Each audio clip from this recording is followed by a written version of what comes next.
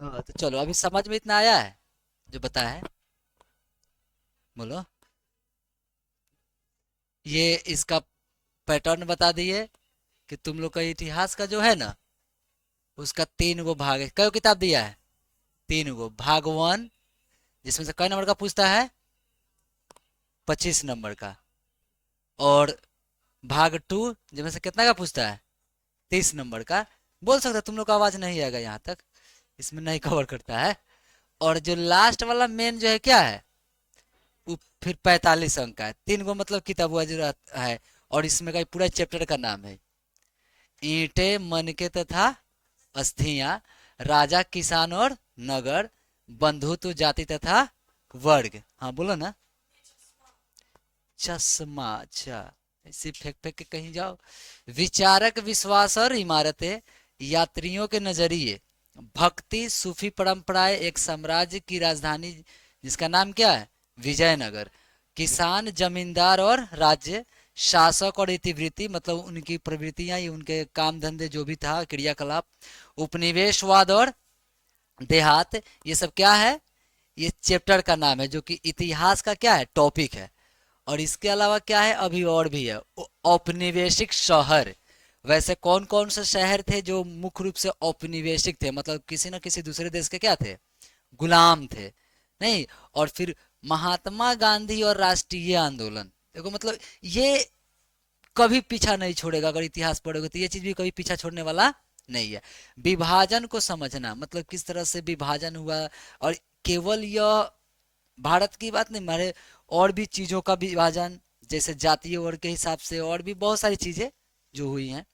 फिर संविधान का निर्माण। तो इस तरह से इतना तुम्हारा क्या है, इतना पाठ का नाम है, चैप्टर है। तो तुमको हम क्या बताएं कि हम लोग जो चीज से लिंक है, जुड़े हुए हैं, उसको सबसे पहले पढ़ेंगे। सबसे पहले क्या पढ़ेंगे? महात्मा गांधी और राष्ट्रीय आंदोलन, क्योंकि हमको टॉपिक पढ़ने से मतलब है।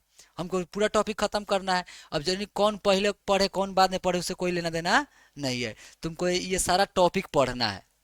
ये 15 गो टॉपिक है इतिहास के किताब का, जो तुमको पढ़ना है 12th क्लास में। तो चलो हम लोग क्या करते हैं, गांधी जी वाला स्टार्ट करेंगे। चूंकि इसलिए कहे हैं क्योंकि हम लोग इंग्लिश भी पढ़ रहे हैं, तो किससे जुड़ा है? गांधी जी से। और कुछ ना कुछ अपने देश का है, तो ज्यादा समझ में आता है, इजी लग रहा होगा कि नहीं? गांधी जी के बारे में जानते भी होंगे। अगर जानते हैं तो ठीक है, नहीं जानते चलिए आज हम लोग क्या करते हैं, शुरू करते हैं। और सबसे इजी वे में, महात्मा गांधी जन्म कब हुआ था? 2 अक्टूबर 1869, पोरबंदर, गुजरात, इन भारत में जो पड़ता है। इनकी हत्या कब हुई थी? 30 जनवरी 1948 ये जन्म हुआ था। और 30 जनवरी 1948 को इनकी हत्या हुई था। पता है नाथुराम गोडसे ने इनको 3 गोलियां मारी थी। कितनी गोली मारी थी? 3 गोलियां मार दी थी। और बिरला हाउस नई दिल्ली में। फिर इनके पिता कौन थे? पिता का नाम था करमचंद गांधी और माता का नाम पुतलीबाई गांधी। पत्नी कस्तूरबा गांधी। विवाह कब हुआ? 1883 में। अब सपोज दैट यहाँ पे, चलो अभी नीचे दिया होगा इनका पूरा डिटेल, इनका जो प्रारंभिक जीवन है। इनका पहले प्रारंभिक जीवन भी हम लोग जानेंगे। इनके बच्चे थे हरिलाल मोहनदास गांधी, मनीलाल गांधी, देवदास गांधी, रामदास गांधी। 4 लड़के थे, चारों का चारों इनका लड़का ही हुआ। ठीक है। इसके पहले भी एक और हुआ था, लेकिन वो डेथ कर गया था, मतलब मर गया था। चलो वो छोड़ो, आगे इसमें दिया भी होगा। मई 1883 में 13.5 वर्ष की आयु पूर्ण करते ही उनका विवाह 14 वर्ष की कस्तूरबा बाई मकन जी से कर दिया गया था।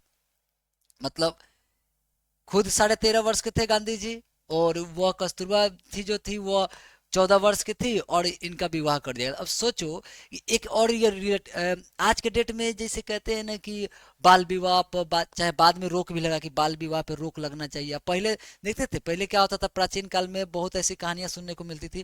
कहानियां का रियलिटी होती थी कि बचपन में ही शादी तय हो जाता था। बचपन में ही, हाँ।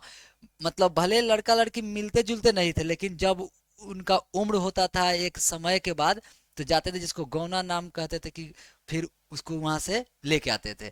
आज वैसा नहीं, आज सीधे उम्र हुआ और उस उम्र पे ब्याह शादी होता है। लेकिन पहले क्या होता था, बचपन में ही कितने लोग तो जैसे कि होता है कि रिलेशन में भी उस टाइम में ये था कि मान लो मेरे घर में लड़का जन्म ले लिया, ठीक है।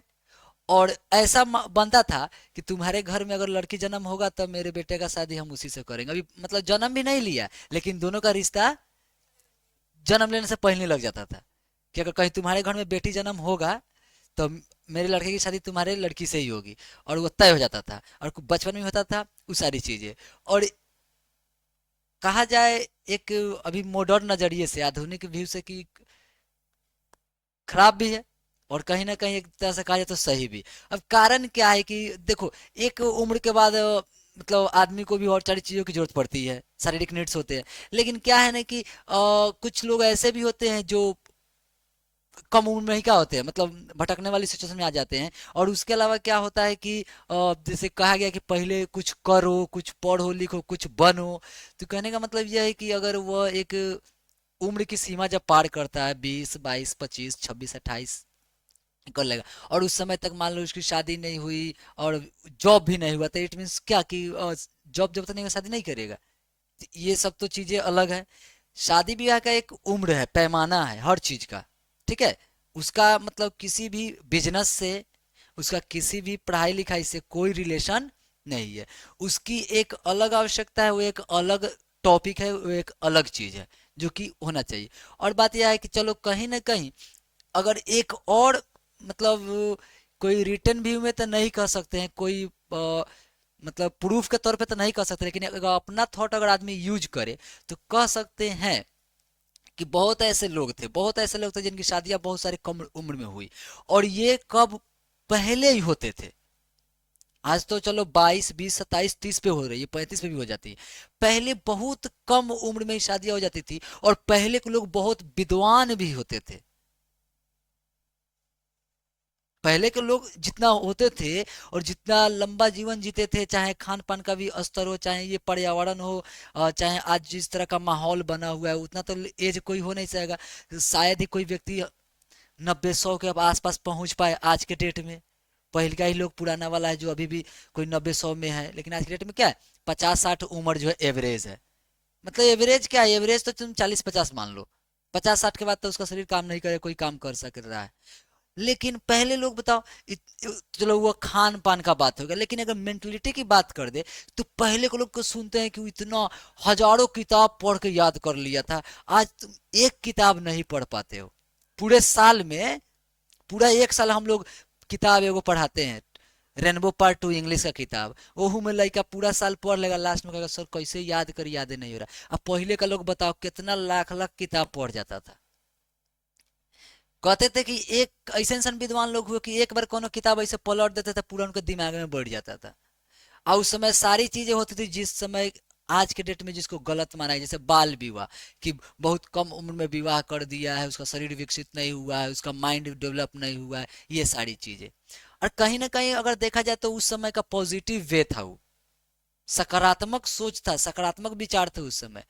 कारण क्या था कि एक तरह से कहीं ना कहीं जो माइंड डाइवर्ट होता है कि एज जाने के बाद, मतलब हर चीजें मतलब पूरे ओपनली नहीं बोल सकता आदमी, एक एज के जाने के बाद, 18, 20 के एज के जाने के बाद जैसे कि माइंड डाइवर्ट होता है। और समझ लो कि अगर वो डाइवर्ट वाला चीज है तो आदमी डाइवर्ट तो होगा नहीं, इधर तो भटकेगा नहीं। तो कहीं ना कहीं ये लोग भी अगर जो 13 साल, 12 साल, 14 साल की उम्र में हुई, तो शादियां जो हुई, कहीं ना कहीं ये जो भी इनके नीड्स है पूरा घर में हो जाता था। इसीलिए इनका पूरा कांस्टेंट जो है पढ़ाई पर रहा, कि इधर उधर भटका नहीं। जो कि अमूमन क्या होता है, लोग भटक जाते हैं, यह रियलिटी है। और अपना ही उदाहरण ले लो अमित सर का, क्या है कि नहीं, मैट्रिक में थे तो शादी हो गई थी, इसलिए तो तेज भी हो गए। ये एक अलग थॉट है, मतलब एक पैमाने के तौर पे। आज के डेट में अगर मतलब देखा जाए तो बाल विवाह मतलब शारीरिक तौर पे उचित नहीं माना जाएगा, कि शरीर का विकास और माइंड का विकास उस उम्र में वास्तव में हुआ नहीं होता है। लेकिन कुछ और थॉट्स के हिसाब से कहे तो वह भाई जैसे इन लोगों ने प्राप्त किया वो सारी चीजें। तो चलिए ये अलग विचार है। बात कर दें कि बाल विवाह जो था, इतना कम उम्र में विवाह हुआ फिर भी इतना ब्रिलियंट लोग कैसे हुए। तो पहले होता था, पहले हर चीजें जो आज अनुचित मानी जाती है, जिसको सही नहीं माना जाता है, वो पहले सब कुछ होता था। और पहले आज से बेहतर जीवन भी लोग जीते थे, बढ़िया जीवन जीते थे। चलिए तो इस टॉपिक पे आते हैं कि इनके पत्नी का जो पहला नाम, सबसे पहले इनका नाम छोटा कर दिया गया सीधे। जो पूरा जो नाम था इनका क्या, कस्तूरबाई मक्कन जी उसको छोटा कर सीधे कर दिया, कस्तूरबा कर दिया गया, ठीक है। और उसे लोग प्यार से बा कहते थे। तो इनके बारे में तो कर कुछ नहीं, ये गांधी जी से जुड़ा हुआ है, जो कि उनका प्रारंभिक जीवन है। क्योंकि अब तो आप सीधे क्विट करके तो भाग नहीं सकते हो, थोड़ा सा डिटेल में पढ़ना पड़ेगा गांधी जी के बारे में। एग्जाम में अच्छा नंबर उठा सकते हैं इस टॉपिक से, केवल गांधी जी के टॉपिक से। और ये फिक्स है, इनसे जुड़ा हुआ मतलब समझ लो ना कि जो आधुनिक भारत से जो 45 नंबर का पूछता है ना, केवल तुम गांधी जी के बारे में पढ़ लोगे, ये 2 दिन का क्लास होगा। एक आज इंट्रोडक्शन वाला होगा और कल समझो गांधी जी का पूरा चैप्टर वे में से खत्म हो जाएगा 2 दिन में। और 2 दिन में तुमको पता है क्या मिलेगा, समझ लो कि गांधी जी से खाली केवल 2 दिन में तुम 10 से 15 नंबर का पढ़ने वाले हो। ये फिक्स है, आई हर साल एग्जाम में अबे करता है। मैट्रिक का भी वही हाल है। भारतीय राष्ट्रीय आंदोलन की बात करेंगे तो भाई गांधी जी को हटा दिया जाए तो भारतीय राष्ट्रीय आंदोलन की बात कर ही नहीं सकते। क्योंकि भले बहुत सारे क्रांतिकारी हुए, लड़े, लेकिन एक व्यापक जो नाम दिया गया ना आंदोलन का, वो सब गांधी जी से जुड़ा हुआ है। चंपारण सत्याग्रह, सविनय अवज्ञा आंदोलन, असहयोग आंदोलन, भारत छोड़ो आंदोलन ना, अहमदाबाद का खेरा सत्याग्रह, ये सारी चीजें। तो कहीं ना कहीं जो नाम जुड़ा हुआ है, किससे जुड़ा हुआ है, गांधी जी से। क्योंकि कोई भी अगर आंदोलन होगा, कोई भी चीज का बहिष्कार होगा, किसी भी चीज का जैसे हड़ताल चाहे कोनो होगा, तो कोई एगो मेन लीडर होगा। तो सब कोई गांधी जी को ही बनाते थे, बाकी लोग रहते थे लेकिन उनके सपोर्ट में पीछे से रहते थे। लेकिन मेन लीड कौन करते थे, गांधी जी करते थे। लड़ते तो और भी सारे लोग थे, लेकिन बाकी लोग जो लड़ाइयां लड़ते थे उतना व्यापक नहीं हो पाया जितना कि गांधी जी का हो पाया। तो इनसे जुड़ा हुआ चीज एकदम कंफर्म है, कम से कम 4 गो तो दिमाग में रहना ही चाहिए। उसके अलावा चलिए हम लोग टॉपिक बाई टॉपिक पढ़ते हैं। तो ये सब चीजें जो है उनसे जुड़ा हुआ है।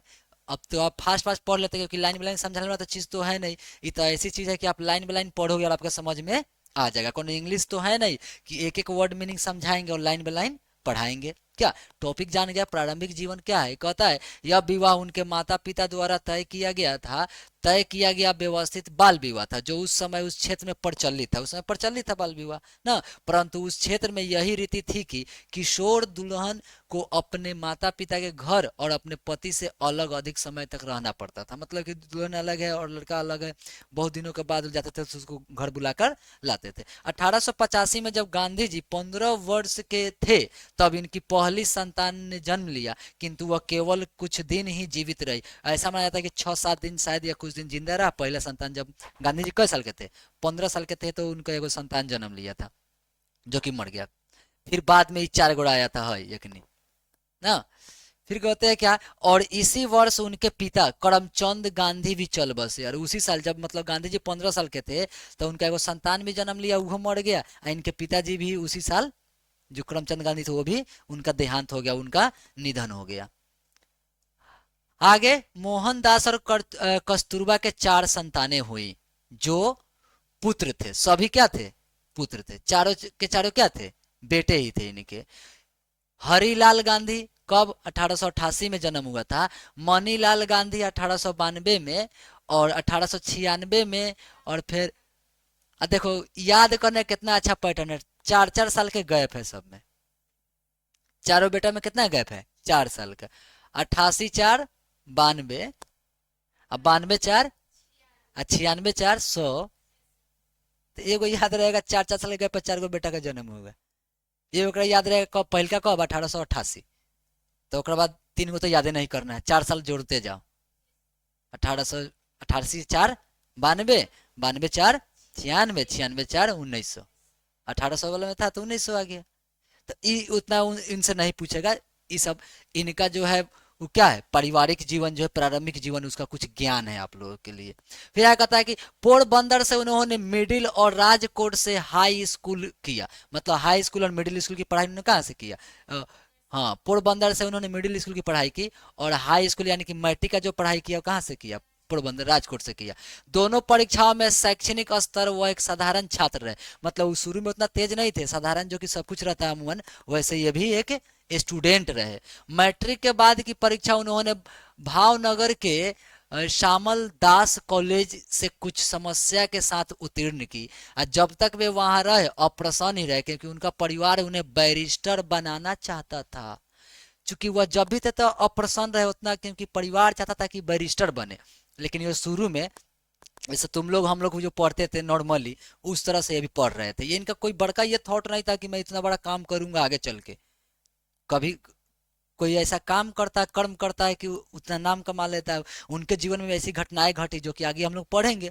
लेकिन शुरू में एक साधारण स्टूडेंट की तरह ही पढ़े, कोई बड़का मतलब स्टूडेंट की तरह, राजा महाराजा की तरह पढ़े नहीं। जबकि इनके पिताजी एक दीवान थे। उस समय दीवान का मतलब होता है, समझो कि प्रधानमंत्री ही थे। जैसे देश का होता है ना, तो उस समय वो समझो कि वो गुजरात के प्रधानमंत्री मान लो, पूरा मालिक मान लो। तो उनके बेटा था, तो कमी तो रहा नहीं होगा, तब न लंदन लंदन पढ़ने गए। तो ऐसे थोड़े चले जाएंगे।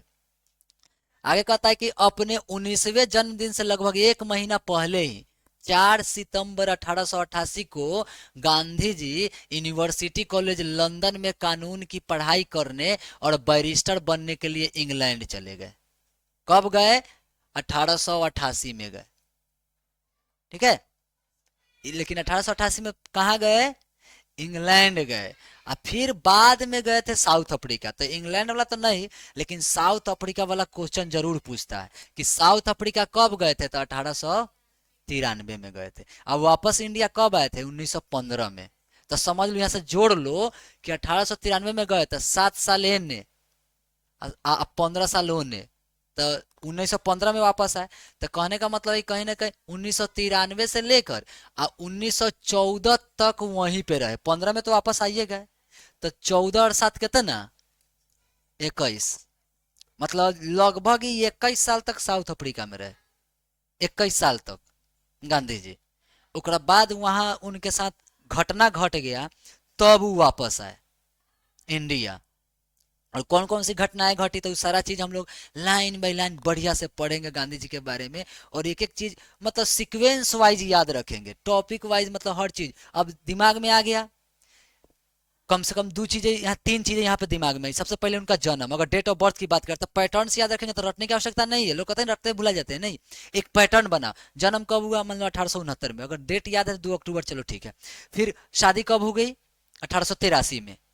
ये अगर मान लो दूसरा चीज, चलो शादी का डेट याद रख ली सब, हालांकि एग्जाम में ये सब पूछता नहीं है, लेकिन चलो याद होगा तो कोई बात नहीं। अगर अब तुम्हारे पास तो ये भी चीज आ गया कि चलो बच्चे भी हुए, इनके 4 हुए, और उसके बारे में बता दें कि 1888 में हुआ और 4 4 साल पे लगातार हो गए, तो ये पैटर्न तुम्हारे दिमाग में आ गया। कोई पूछ देगा 1888 में, 1892 में, 1896 में, 1900 में, सारा डेट तुमको मतलब क्लास में याद हो जाएगा, रटने की आवश्यकता नहीं है। फिर देखो उसके बाद अगर पूछे कहीं गए पढ़ने उड़ने, तो सबसे पहले इंग्लैंड गए, लंदन, और कथी का पढ़ाई करने गए? बैरिस्टर, लॉ, कानून का पढ़ाई करने गए, वकालत की पढ़ाई करने गए पहले। तो पढ़ाई करने इंग्लैंड गए, कब गए? 1888 में गए थे। लेकिन वहां से आए, फिर वो अपना पढ़ाई वढ़ाई करके आए वापस, जो भी हो, चाहे घूमे उमे, या फिर वहां से मतलब कि कर उड़ के मेन इनका जो जीवन की जो शुरुआत होती है वह साउथ अफ्रीका गए तब। तो कब गए थे? 1893 में। तो याद रहेगा, मतलब मेन चीज कि जन्म 1869 में, इंग्लैंड की बात करें तो 1888 में, और साउथ अफ्रीका की बात करें तो 1893 में। अब वापस कब आए थे? 1915 में। अब वहीं से जब स्टार्ट किए, अब देखो 1915 में आए, अब सीक्वेंस मिलाना।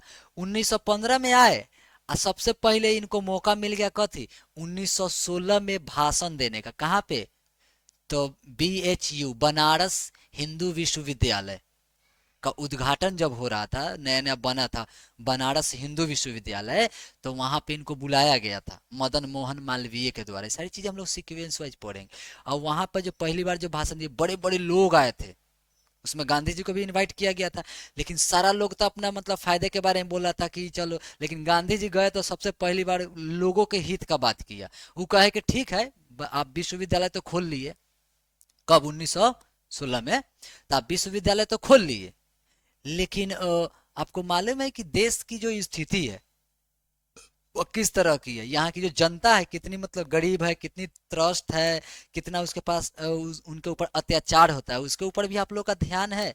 तो गांधी जी वहां पर गरीबों का बात किए, मतलब गरीबों की भलाई के लिए वह वहां पे भाषण में बोले। जबकि बाकी लोगों को मौका मिला था, वो सब अपना विश्वविद्यालय के बारे में बोला, पढ़ाई लिखाई की बात किया। लेकिन वो कहे कि सबसे ज्यादा जो भारत की जो जनसंख्या है, जो वर्ग है, वो गरीब तबके का वर्ग है, वो गरीब लोग हैं, तो उनके हित का बात होना चाहिए।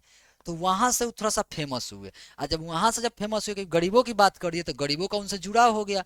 तो लगले जो है मौका जब मिला, बाकी सारी कहानियां इसमें हैं जो भी आएंगे इतिहास भी पढ़ेंगे हम लोग, उनको मौका मिल गया कहाँ, चंपारण आने का, जो कि अपने चंपारण के ही थे कौन, राजकुमार शुक्ल, एक किसान थे वो भी। और उनको पता था कि अंग्रेज सब बड़ा अत्याचार करता था हम लोगों के ऊपर, हमारे पूर्वजों के ऊपर, यहाँ पर नील की खेती करने के लिए। उस समय नील से सारे रंग बनते थे। और तुमको पता है कि नील की खेती क्या है कि अ, एक उसका खासियत है कि अगर जिस भूमि पर एक बार उपज जाए दोबारा वो भूमि जो है उपजाऊ नहीं होता है, वो बंजर हो जाता है। तो इसीलिए यहाँ के किसान करना चाहते नहीं थे। और अंग्रेज सबको क्या था कि उससे बहुत फायदा होता था क्योंकि उससे रंग बनता था, और रंग का बड़ा डिमांड था उस समय। और जबरदस्ती कहते थे, 3 कठिया प्रणाली चला था उस समय कि 20 कट्ठा में, मतलब 1 बीघा में 3 कट्ठा में तुम्हें क्या करना है, नील का खेती करना है। अब ये सब जबरदस्ती वाली बात होती थी। तो राजकुमार शुक्ल को मालूम चला कि एक गांधी जी नाम के कोई व्यक्ति है जो निडर व्यक्ति है। मतलब गांधी जी डरते नहीं थे अंग्रेज सबसे, बाकी लोग डर जाता है लेकिन वो डरते बिल्कुल नहीं थे बोलने में। और उनको सबको ये मालूम था कि गांधी नाम का एक ऐसा व्यक्ति है कि जो निडर होकर बोलता है अंग्रेजों के सामने। तो इनको मालूम चला राजकुमार शुक्ल को, तो ये स्थिति देखे तो गए उनको बुलाए, मतलब उनको इनवाइट किए, गांधी जी चंपारण आए। और फिर आपने सुना होगा कि उन्होंने क्या किया, चंपारण सत्याग्रह किया। अब देखो ये लिंक है गांधी से जुड़ा हुआ। अभी हम लोग पहला लेसन पढ़ रहे हैं, इंग्लिश का भी स्टार्टिंग हुआ है 12th का। नाम क्या है, इंडियन सिविलाइजेशन एंड कल्चर, भारतीय सभ्यता और संस्कृति। और किसके द्वारा लिखा गया है, महात्मा गांधी के द्वारा। तो वह चीज भी महात्मा गांधी से लिंक्ड है। उसके अलावा तुम 10th क्लास में भी पढ़ के आए हो, हिंदियों में पढ़ा होगा तुम लोगों ने 10th क्लास में, शिक्षा और संस्कृति महात्मा गांधी के द्वारा लिखा हुआ। इतिहास में ही पढ़ा होगा तुम लोगों ने गांधी जी के बारे में 10th क्लास में। ठीक है। उसके अलावा तुम लोग अभी हिंदी भी तुम लोग का 100 नंबर का होगा अभी 12th में। उसमें भी एक और चैप्टर है जिसका नाम है ओ सदा नीरा, जगदीश चंद्र माथुर जी का लिखा हुआ है। और उसमें भी गांधी जी के बारे में बताया गया है, चंपारण की बात की गई है। सदा नीरा चैप्टर में जो है, ये जो बूढ़ी गंडक है ना नदी, यही बड़ा घाट वाला, इस नदी का उसमें जिक्र किया गया है। समझ में आया। तो हम लोग का भी चंपारण का इतिहास बड़ा गौरवपूर्ण रहा है, ऐसे खाली नहीं रहा है। और ये चीजें बताओ कितनी मतलब जुड़ी हुई है। हम लोग तो बगले में है तो हम लोग इसका महत्व नहीं समझते, जबकि इसका इतिहास है, एक अपना गौरव है। 10th क्लास में हम लोग पढ़े थे पटना के इतिहास के बारे में। आज बिहार को पाटलिपुत्र वैभवम ना, आज हम लोग मतलब कहते हैं कि बिहार सबसे गरीब राज्य है, सबसे पिछड़ा राज्य है। अरे एगो समय था कि राजधानी हुआ करता था। और किसी देश का जो राजधानी होता है ना, राजधानी किसी जगह को बनाया जाता है, इसका मतलब है कि पूरे जगह से जिस देश का बना है उस देश में सबसे परिपूर्ण, सबसे बढ़िया सुंदर जगह है। समझ में आया। तो पहले एगो समय था कि पटना जो है राजधानी हुआ करता था। वो कुछ उतार चढ़ाव आ गया कि भाई हम लोग का जो देश है, मतलब सॉरी, हम लोग का जो राज्य है बिहार, आज पिछड़ा हुआ है। लेकिन एगो जमाना था, एक समय था कि इसका भी इतिहास काफी गौरवशाली था। और लोग यहाँ पे विदेशों से लोग आते थे, आपने पढ़ा 10th क्लास में इतिहास संस्कृतवा में, मेगास्तनीज, फायान, वेन सांग, इत सिंह, ये सब आते थे। और जो आज इतना बड़ा भारत जो लोकतंत्र है, इसकी भी शुरुआत कहाँ से हुई है, अपने वैशाली लिच्छवी गणराज्य से हुई है। यहाँ तक कि अपने जो बौद्ध धर्म के जो इतने बड़े प्रचारक हुए, जो इतने बड़े मतलब जन्मदाता कह सकते हैं, भगवान बुद्ध, जिनका बचपन का नाम सिद्धार्थ था, जो अपना घर परिवार छोड़ छाड़ के इधर आ गए हैं, तो वो अभी कहाँ से बिलोंग करते थे, वो भी उनको गया जिला में आके उनको ज्ञान की प्राप्ति हुई। सब मतलब कि बिहार का इतिहास आसान नहीं था। वो कांड हो गया बिहार के साथ में, इसलिए आज बिहार क्या है, पिछड़ा हुआ राज्य है। लेकिन फिर से बिहार अपना, अब लोग समझदार बन रहे हैं, पढ़े लिखे हो रहे हैं, और फिर से बिहार की स्थिति सुधर रही है धीरे धीरे। और आने वाले कुछ समय में फिर बिहार जो है अपना पूरा गौरव प्राप्त करेगा। बीच का एक समय था कि लोग अपने आप को बिहारी कहने पर क्या करते थे, मतलब कि शर्म महसूस करते थे, जाते थे कहीं बाहर तो जल्दी बोलते नहीं थे कि हम बिहारी हैं। लेकिन आज अब लोग गर्व से बोलता है। भारत जब आजाद हुआ, देश के पहला राष्ट्रपति, जो देश का फर्स्ट व्यक्ति माना जाता है, वो कौन हुए, डॉक्टर राजेंद्र प्रसाद। कहाँ से थे, बिहार से थे। तो बहुत सारी नाम है, बहुत सारे नाम है, बहुत सारी चीजें हैं। यहाँ तक कि गांधी जी अब आजादी की भी लड़ाई जब स्टार्ट किया, कहां से की? अपने चंपारण से की। तो गौरव की बात है।